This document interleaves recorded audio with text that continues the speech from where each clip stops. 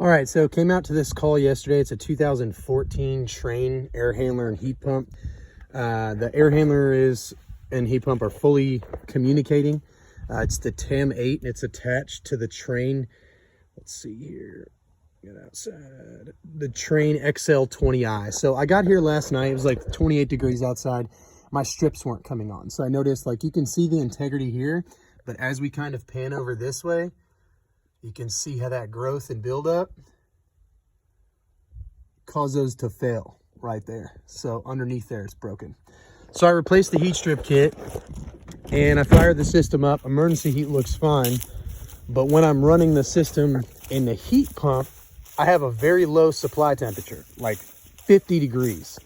So that pointed me in the direction that the heat pump's actually running in cooling. And this being a Trane, you just need to be aware, like most manufacturers, the reversing valve solenoid will energize in heating. I'm sorry, in cooling. It'll energize in cooling. So like for this Trane, it'll energize in cooling. So what I noticed was that I had voltage here at the solenoid, even though the thermostat was calling for heating. I turned the thermostat to off. I came outside, and what ended up happening was I still had voltage here. So I disconnected this wire, and you can see there's two wires here, right? Disconnected this wire, tested that to ground. I had voltage. So I traced these two wires. And basically when you do that, you have a reversing valve that feeds, one of the wires feeds into the EEV control board, which for this type of system, this is going to be basically like the bulb or the metering device that regulates how that refrigerant enters the outdoor coil.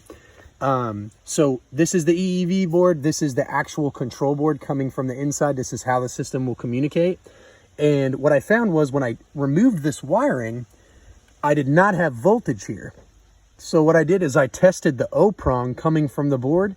With the unit off, I had 28 volts to ground. So that told me that the O was shorted to where anytime power was applied to this board, it was going to energize this reversing valve here. So I replaced this board, restarted the system, turned it off, came outside. When I test that port to ground, nothing. So we're just about to run the final test now, but that's something I ran into, that the reversing valve actually shorted, not the solenoid, but the power coming from the board shorted to where when power was applied to this board, the reversing valve was energized. Hope that helps.